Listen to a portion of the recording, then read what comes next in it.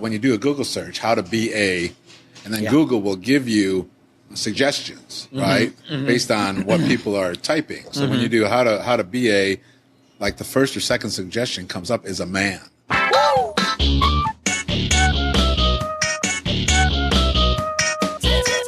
Okay. All right. So, we got a couple of interesting questions on our 5 questions in 5 minutes. Yeah, something requires somewhat more than 5 minutes to answer. Yeah, whose idea was it to do 5 questions in 5 minutes? Yours. Oh, that was a bad idea. So, No, I think it's actually a good idea. Yeah. But it does allow, there are questions that require more in-depth thinking. Yes. So I thought, let's do a couple of those. Okay. Actually, we thought. Okay. So Matt Redard asked us, what does it mean to be a man? Yipes. Yeah, scary. Yeah. So we got no more answers. No, I was thinking. I've been involved with the Mankind Project, as you know, and I think we deal with that issue a lot. And one of the things that comes up for me, which is true, I don't think boys are initiated into manhood. Or they are, but it's either gangs or it's a fraternity. It's getting drunk. When you're going to get married. There's no real initiation like there used to be in the old days. So I think you have a phenomenon of a lot of men out there that are still boys. There's no initiation from father or the elders to the young ones. Right. Yeah. They kind of pick it up where they pick it up. But see, I wonder if they didn't do some of that in the old days too. What do you mean? Well, older brothers, older cousins that gave them a hint of what was to come. It's the same kind of thing with older brothers or neighbors. Right. As you reach adolescence and you start talking about various things, the important issues, sex, and you're trying to figure out what all that is, and you go to somebody that's older for answers. Yeah. And those answers are partial and not full. And I think a couple things also happen in society besides not having that passed on. And I think this came about in the 50s, really, maybe even in the 30s. That in the old days, your uncles lived nearby. Yeah. You had cousins. You had your family as a village kind of thing. Yeah. That would kind of keep you in line, or you could go to get answers, even if your father was a drunk or something like that. Yeah. Yeah. And then in the 50s, especially, businesses expanded and people moved and became separated from that. Out of the cave, off the farm. Yeah. Back to the cities, industrial kind of a thing. Yeah, I mean, all my family lived on the East Coast, and when I was 2, my dad moved us to Chicago. So it was just me, him, my mom, then my sister. So we didn't have, a family, extended family that was there that could, keep us in line or whatever. So I think the combination now, just having the extended family is not necessarily a positive either. No, absolutely. Depending on your extended family. You could have extended family that's a bunch of... you could. A bunch of drunks or a bunch of whatever. But criminals or whatever. Usually you have somebody in the family... But that's interesting. If you had a family and your family was all criminals, wouldn't you still be going through some sort of an initiation into what they deemed manhood was? And manhood for them was like taking control and either running drugs, running money, running whatever. I mean, probably. I guess. I mean, that's the mafia model, right? Yeah, but gangs have an initiation process, and that's typically, when you're younger, you do things. I think my limited understanding of gangs and the way they operate, they have kids that are doing the running of the drugs because they know they're not going to be prosecuted as adults, and when they get older, they give them other. So there's different. And gangs serve the same form, right? Which isn't family, but it's a gang in the inner cities and stuff like that. Yeah, for lack of bail, kind of. Yeah, so I think a lot and family. A lot of pressure to join the gang. They wind up being family. Yeah, in the absence of one.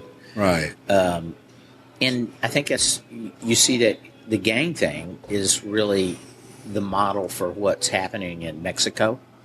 I mean, think about what the gangs do down there, and they've gotten way more powerful than neighborhood gangs up here. Sure. And then I guess you could extrapolate that out and say terrorists. Terrorists is just a more well-funded. Right. It's a gang well-funded by other governments. And so a lot of people that join these various organizations are looking for something. They're looking for family. They're looking for stability. They're looking for guidance. I think a boy looks for guidance on what it is to be a man, and they will use whatever's around them, and without it, the problem is also, I think, and I don't know why. Maybe it was always this way. That a lot of boys were beaten by their father. Their father was a drunk, or was just an absent father, was in jail. Just an absent father, emotionally absent, or physically abusive, or what have you. So they got nothing. No, and what they do have is a bad role model, and they've either parrot that back by becoming like that themselves, or they go, "This is not how I want to live," and they go, "I don't know what I want, but I know what I don't want, which is this," and so they move on. Yeah, Matt, who asked us this question, is men's coach, and he said when you do a Google search, how to be a, and then Google will give you suggestions, right, based on what people are typing. So when you do how to be a, like the first or second suggestion comes up is a man. So that's one of the most, the how-to, which is most people now go to Google to do a how-to. How do you do this? How do you do that, right? Yeah. How to be a man. That's a ton of young men or boys that are looking. Somebody's looking. Yeah, somebody is to get that kind of search level, And I think it is inherently something that we search out. So what does it mean to be a man? I mean, well, I guess it means various things to various people, right? Yeah, I think, though, that, you're looking at the traits of a good man. And the hard part of defining it is, how is that different from a woman? Exactly. Right. So I think one aspect of being a man that is not developed in our society very well and needs more development is emotional intelligence.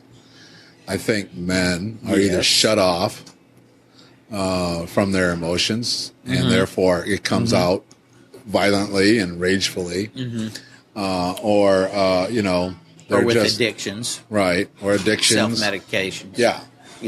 So I think the development of emotional intelligence is what it means to be a man, is to have, not just to be smart. Look at the example of the classic cliche of a nerd, right? A nerd is intellectually smart, and his social IQ is almost zero, right? So it's about being not only having a good IQ, but having a good EQ, emotional intelligence, and having good social intelligence, and developing those areas. Yeah. And so, you want to look. I think Mankind Project, which I've been involved in, the thing that it does really well is develops emotional intelligence. Wouldn't those same traits be valuable in women as well? I mean, what makes it different from men? Okay, go back to the emotional quotient that you're talking about. I think how women process emotions is different than how men process emotions. I think there is it's a hunter-gatherer. I mean, we're talking about, when we talk about, if you look at the male archetypes, I mean, it's DNA kind of stuff. How we process, we're a hunter-gatherer kind of in our bones. A woman is we're a hunter, a woman's a gatherer. So women process not only life differently, but they process social interaction differently. They process, I think they process emotions differently, than men do. So, yes, I think a woman needs to have a high emotional intelligence on how a woman deals with emotions and delivers on that. I'm not saying that women shouldn't be. You could ask the question, what does it mean to be a woman, too? No, I don't have a fucking clue exactly on that one. No. Yeah, good luck on that. My father died at 21, so I had a bit of When you were 21? Yeah. Yeah. So I didn't have that. That's, so there's a bit of an absentness yeah, there's there. a gap there. Yeah. So it took me a long time. And I was kind of a latchkey kid, so I was on my own a lot from like fourth grade on. Yeah. I was in charge of babysitting my sister and running the house. And I always took that as a point of pride, that I felt like I became an adult before when I was a kid. If that makes sense. And I always thought that was a good thing. But it really wasn't. It really limited me. I mean, it is and it's not. I mean, if you learn into. That's interesting. I don't feel like I developed fully into a man, and by that meaning that I developed my emotional. So you were independent pretty early. Yes. So you never had a period of dependence. Now that's a good point. Okay. Yeah. So if you eliminate, is it better to be independent and not have that dependence? Is it better to go through a period of dependence? And if you do, what is it you gain from that? Maybe what you're gaining from a period of dependence on somebody is you're learning responsibility. You're learning what responsibility looks like because you're dependent on somebody who is responsible. Does that sound like good bullshit, or is that no? Actually, I think when you're dependent, we're winging it. By the way, we don't have the answer. Yes, we do that's the not hard part. have the answer. It'd be much easier. Please, if someone just gave us the be a man script. We could read. Yeah, but I think when you're a kid or you're dependent, you're looking to model. You're taking stuff in it, man. You're looking to model your way through so that when you become independent, you've got some bearings. And if you've got poor modeling, you're either going to completely reject that or you're going to become it. You know what I mean? Sometimes you become it even if you don't want to become it. Yeah. So, but I read one time, and I think I've mentioned this before, or I don't know if I did or not, but I'll mention it now. A lot of people think they're raising their kid to be good kids. Right. And this statement was, no, you're not raising your kid to be good kids. You're raising them to be good parents. So you're raising your kids to be smart, wise parents, not kids. Does that make sense? So you're preparing them for that, I guess, that period of responsibility or whatever, where you do have people dependent on you, because that, you do have that. If you raise a family, you do have that. Or if you get married and you're the breadwinner, whatever it is. Right. And even if you're not, even if you do get married, don't have kids, there's still a certain kind of an emotional dependency. Don't you think? I mean, I do. People have, sure. I mean, that's kind of what marriage is. A lot of it is you're not totally dependent, but would you say you're emotionally responsible to each other? If you're Jesus, that's another question, isn't it? You want to go down that road? No, I really. Okay, back show. to the men. Well, all right. So I think there's a really good book that I got a lot of anyway called King, Warrior, Lover, Magician. I think it's by Robert Moore. And he talks about the 4 main archetypes for men. So the lover would be the development of emotional intelligence. The development of the ability as a man to feel and to express one's feelings. Yeah, okay. Which I think that's part of being a man. Yeah. Be able to learn how to do that. Yeah. The warrior is all about taking action. And serving a higher cause. So a lot of men I know I was stuck. As a writer in this procrastination, I didn't have my warrior developed. I had only seen a lot of negative warrior stuff. I didn't see it as a positive thing. Well, I think that's a lot of what we get from the media and television and stereotypes that are not really positive and they're not really fully developed. Right. And to me, having a healthy warrior is a man that can take action, can have ideas and then act on them. And as opposed to, being paralyzed or stuck, and can be take action in a positive way. Well, you'd have to take action in a positive way. You'd also have to be empathetic emotionally with those that you are interacting with in this process of taking action. Yes. Right. You have to be emotionally attached to the people you're asking to do something, how they may feel about it. Yeah. Is that what you're saying? Yeah, and I think, and also being able to serve something bigger beyond yourself. You know, and I think the country, partially because of undeveloped men, there's a lot of apathy. You know, and that gives power the ability to do whatever the hell it wants. You know, so whether being a warrior in the environmental cause or, you know, there's a lot of things that you can take action on. Yeah. And, you know, just raising a family and So a warrior prototype is really somebody that takes action. It's not. Yeah. It's not throwing spears or Yes. shooting or like. yeah, Yeah, that was okay. the old warrior. Not the old you know, warrior, yeah. We already, in the old days, they'd take a boy out and they would make him go through an endurance thing, right? And would usually cut him to scar him. Yeah. Okay. Today, the boys are already scarred, right? They're scarred by their alcoholic father. Yeah. They're scarred by their disconnection. They're scarred by addictions that they got into and stuff. So they already have scars. So they have to move beyond. It's different now in the modern world. Yeah, but those kind of scars are scars that you don't want to share. They're not something that you. It's not a badge of honor. No, they're not. Whereas that They need to be scarring healed. or whatever in the past Right. was something that they would wear with honor because Exactly. it says that they had gone through this Right, initiation right, process. right, They'd right. passed it, and they were now a member of the club. Right. Exactly. So what's a new man or a new warrior? You know, the old warrior went to the military, and to be quite honest, we have a lot of people in the military serving our country, which is great, but. And that has its own initiation, if you will, into being a man, right? You're a different person when you get out of the military. So it serves a purpose, but the military's still, at this day and age, is used to, kill, basically. Well, yeah. Yeah. And we need to move beyond that. You know, I would like to, I think the Peace Corps was a great idea because here you could have men go into something and serve and rebuild, Yes. you know. Yes. I envision the day where we have armies that go in and rebuild after an earthquake, you know, or some kind of And devastation maybe like we could that. call them something other than armies. Yeah.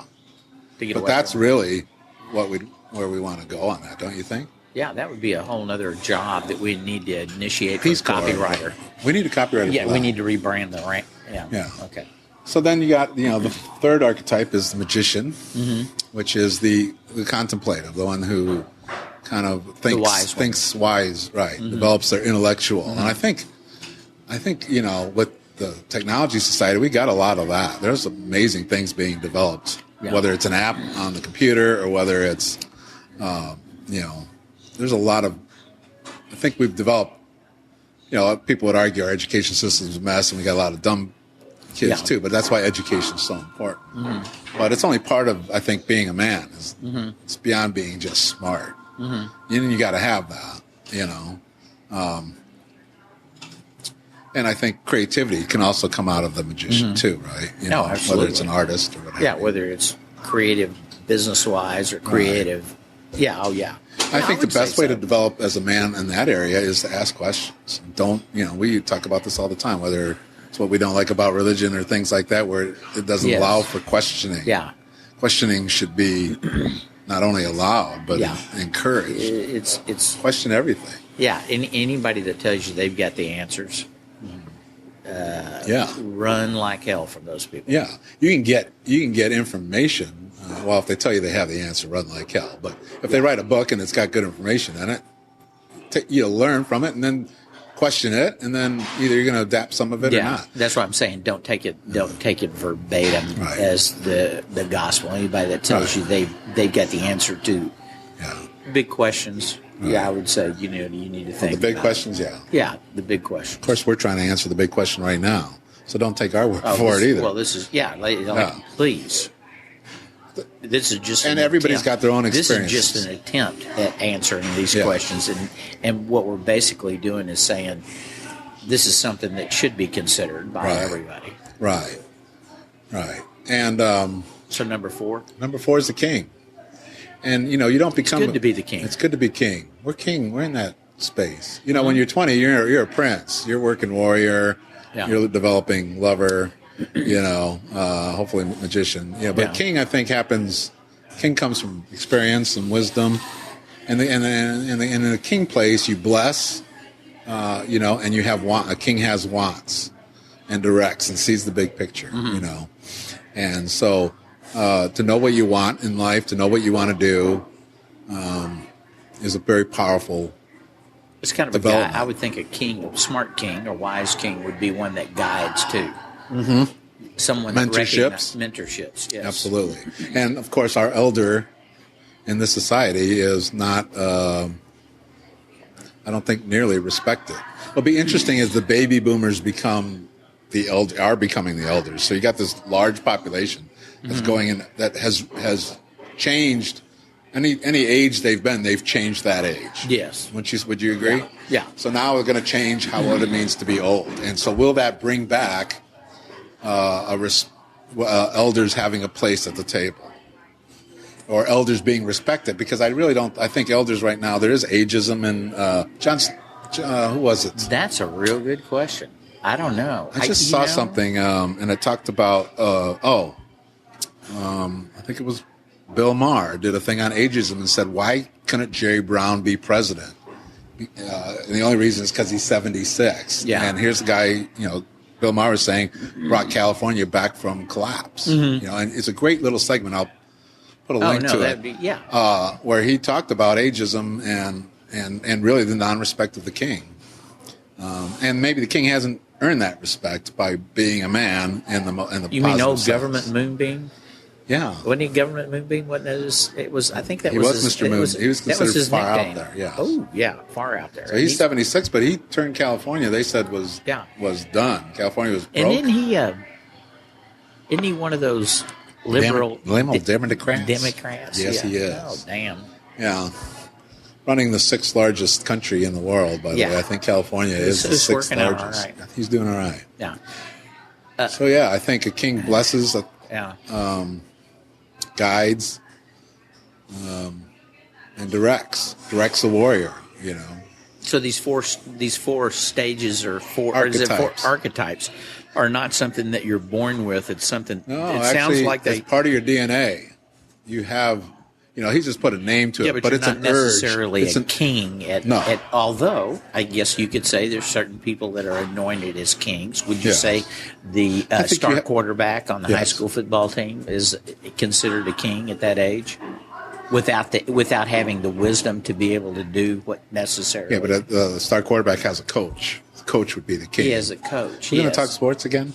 No. I'm just trying to come up with analogies. An analogy of someone young. I mean, yes, that would be coach. A king. The coach is. There's people that are. I think in general, king comes from experience, and so that takes time. They develop these things. Yeah, you could have a killer prince. Yeah, right. Not necessarily a king, though. I mean, even that's the example of Facebook, right? Or Zuckerberg, launched Facebook, and Steve Jobs. They. Launched those companies, but they needed to quickly, both of them needed to bring in somebody with experience of running a billion-dollar company because they didn't have any idea, and that requires, they're not kings yet, and that's just because they just haven't had the experience. Let's do talk sports. Now I'm thinking about this analogy. All right, you want to talk sports? Okay, Great, so let's go. if you get the coach is supposedly the king, but he's not really in the game. So out there in the game is the quarterback. Yeah. Okay, and so he has a certain level of wisdom about running plays and stuff like that. He's a good quarterback. And King, he understands what his teammates' strengths and weaknesses are and can pull on that. Yes. But he also has the wisdom to be able to see what the other side's doing. Right. So when he's pulling an audible and going and changing the play at the minute, that's a certain level of wisdom.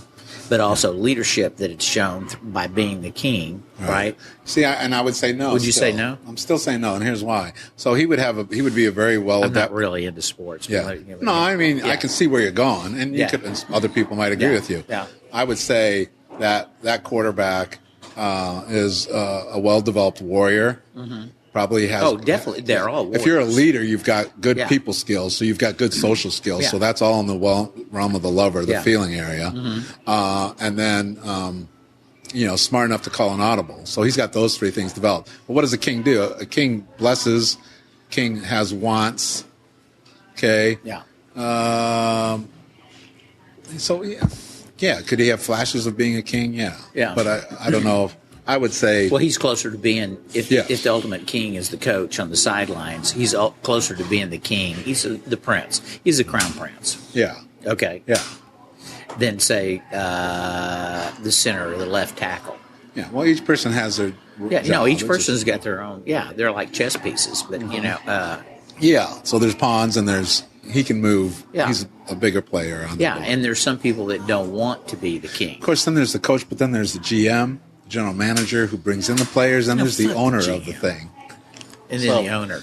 You could argue the owner's Yeah. the king. So who's really king? You know what that It's good to be king. I tell you, that reminds me of the Chris Rock episode where he's talking about the difference between rich and wealthy. Yeah. He goes, Shaq, he's rich. Yeah. The guy that writes Shaq's check, he's wealthy. Yes, exactly. He also talked about Oprah Winfrey and Bill Gates. Oh, really? Yeah, I love the line he what does uses. he say? That. He said if Bill Gates had Oprah Winfrey money, this is before Oprah had her own network, whatever, he would jump off a building and slit his throat on the way down. Yeah. And Oprah's no slouch. Oprah is no slouch, but she ain't Bill Gates money. No, she ain't Bill Gates money, no. Yeah. There We're ain't. working her way towards it. Is she the most wealthiest woman on the planet right Let's now? talk about images of men, because I was thinking about this too when we decided to do this episode. 26 minutes. And so, think about the actual images that we have. One of my favorite. I love this guy. The most interesting man in the world. Yes. I love that fucker, man. If Why I do could you be love that, him? Why? I don't know. It's interesting. I brought this up in therapy a couple of years ago. I said, I really like this guy.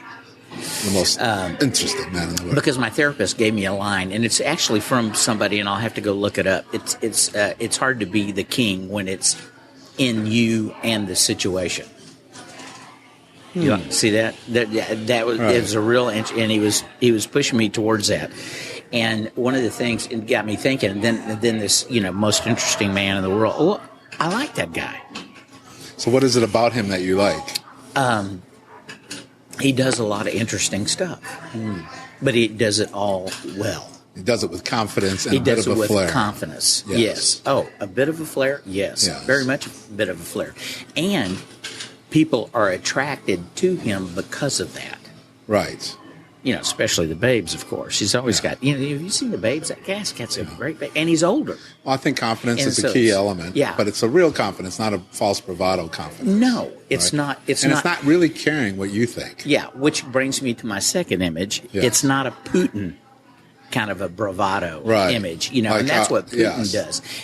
There's something about, you could say that he's got a certain level of confidence too, but that's kind of got a over the confidence top. from having a big country behind it's a cocky kind of a confidence, Right. when you keep photographing yourself without a shirt when really you need to keep the shirt on. I'm sorry. He's a tyrant king.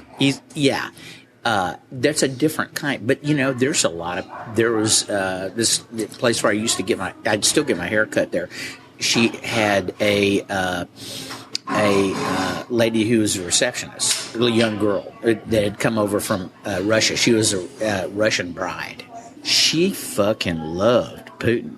Really? And she had been here for a long time, and she wanted to come to this country to get out of Russia, but she loved Putin. So I'm He's at going, 80%. He is ripped into. He's hit into something in the psyche of the Russian people. Well, and I think part of that is, that was okay, and this gets into But is he a real third man? example All right. of a man. Okay, All right. Spader on Blacklist. Have you started watching I Blacklist? have not watched Blacklist.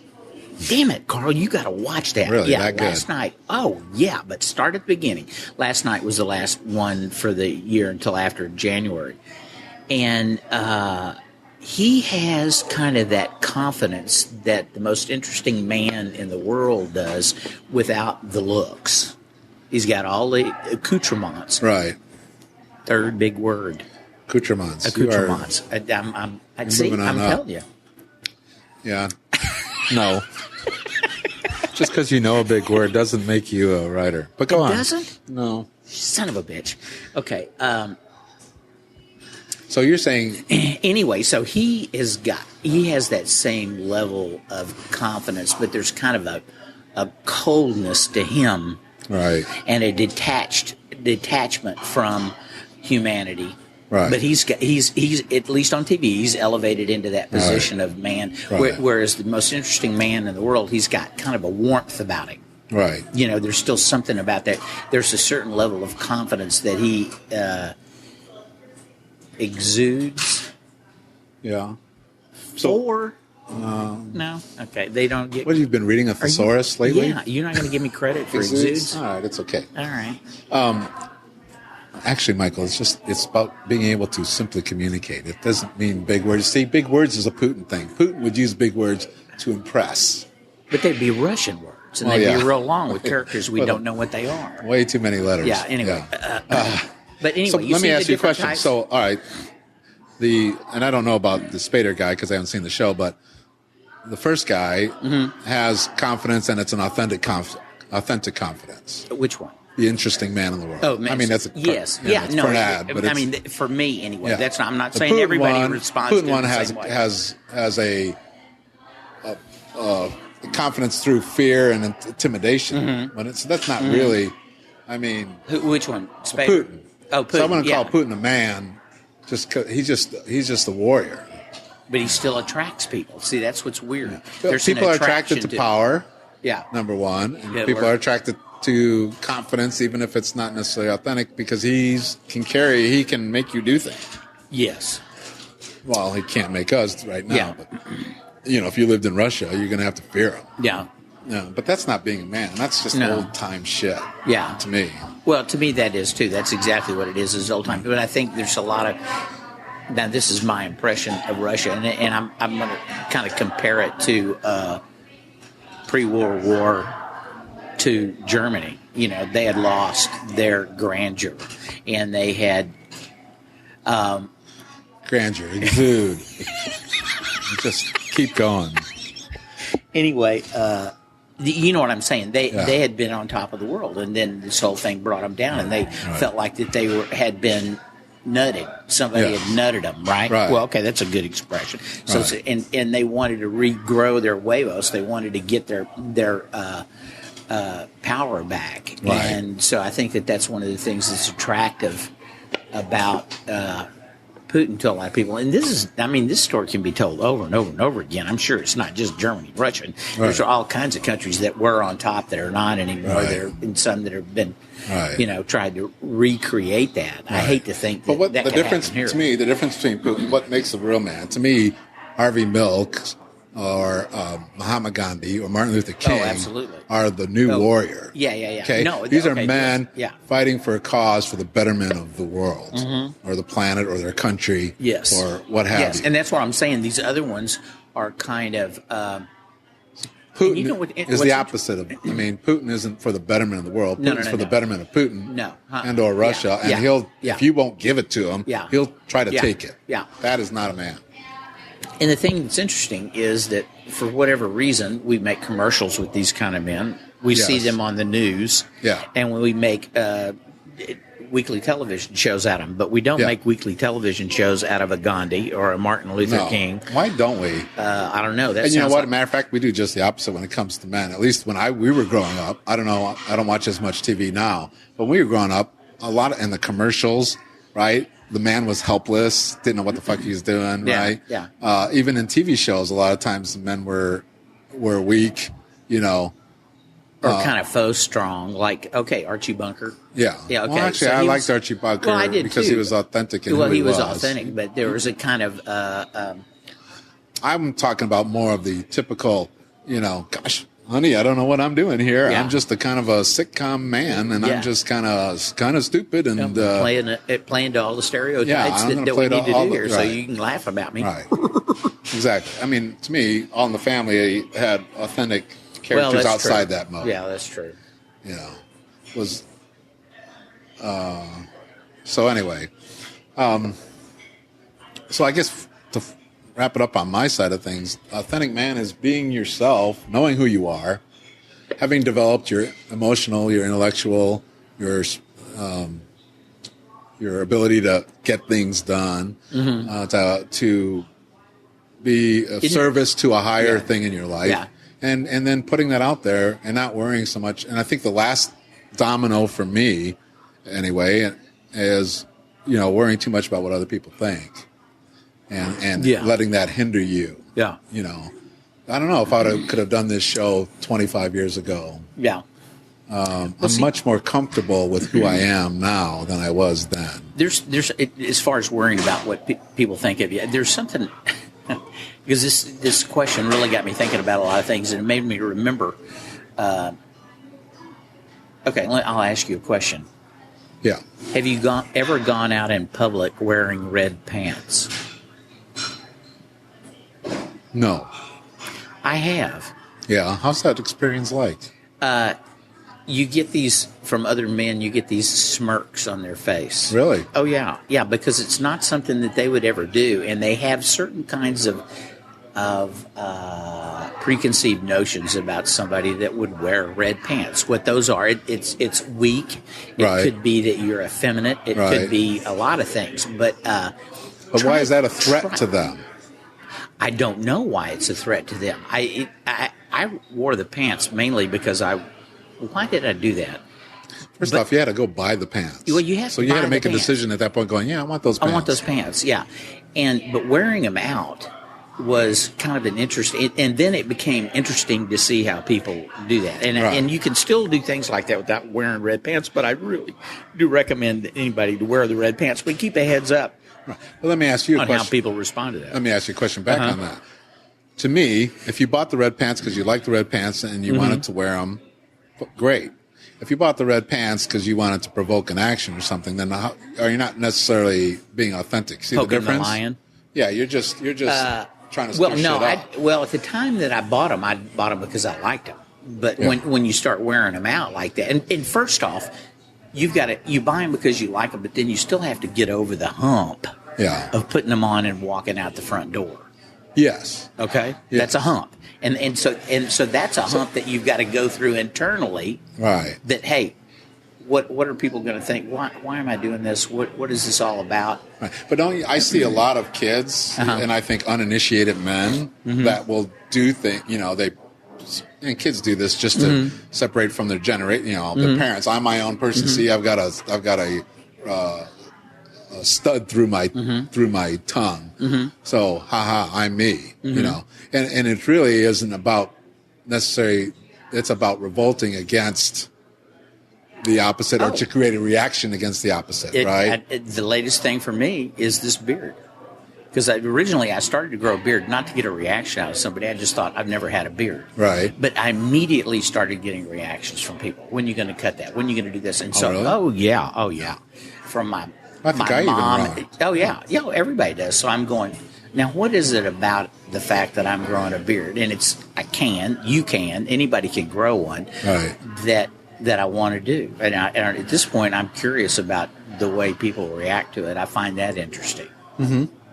It's not going to be something I'm going to die with, I feel certain. Right. But right now, it's kind of a curiosity. Now, am I poking the lion in the cage? Well, At this point, to a certain degree, yeah, probably. Because it's kind of interesting. So where are you coming from? Are you coming from your king? Are you coming from your warrior who wants to poke the establishment? Or, where are you coming from on that? I can look at that and say, I can look at that and say, hey, you're creating something that's very unique, and it becomes a marker for who you are.